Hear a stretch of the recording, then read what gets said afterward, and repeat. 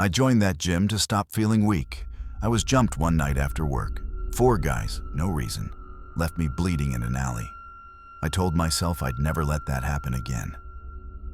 So I found a boxing gym near my place in Detroit, and that's where I met Vince.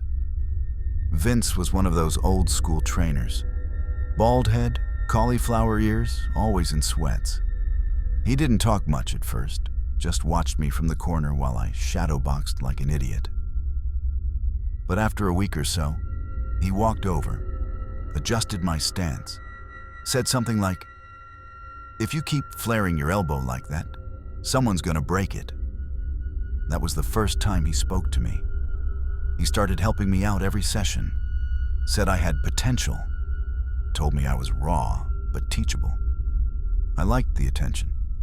No one else had really believed in me like that.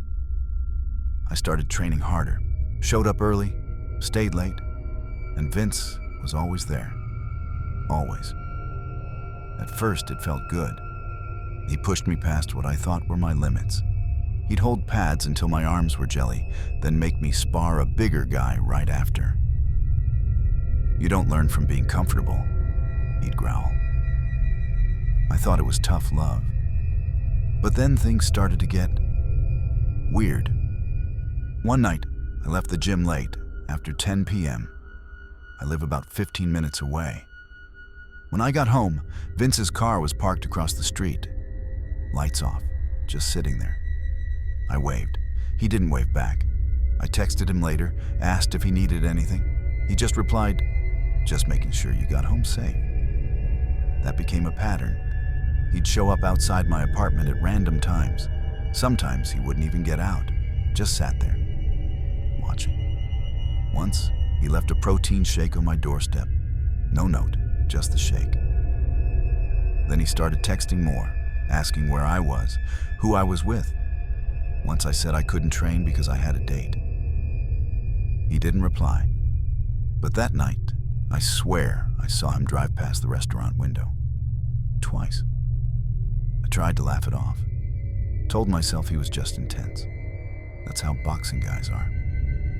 But it got worse. A few weeks later, I caught him inside the gym after hours. I'd gone back to grab my gloves. The place was dark except for the ring light. Vince was in the ring, hitting a heavy bag like it owed him something.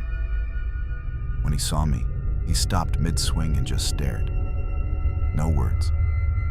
Just that dead, flat stare. I backed out, said I'd come back tomorrow. He didn't respond. I stopped showing up for training after that. Gave excuses. Sick, work, family. He stopped texting for 3 days. Then came the first voicemail. No words. Just the sound of him breathing. Then another, with what sounded like a bag being hit. Then my name, whispered. That night, I woke up at 3:11 a.m. to my doorbell. I live alone, top floor, gated entrance. No one should be able to get to my door without buzzing me. But there it was, the sound of the doorbell, followed by 3 knocks. Slow, heavy. I looked through the peephole. No one. The hallway was empty. But when I opened my door an hour later, there was a single hand wrap on the doormat. Blood-stained. Mine, from weeks ago. I had thrown it out in the gym trash after tearing it open in a spar. That's when I knew this wasn't just obsession.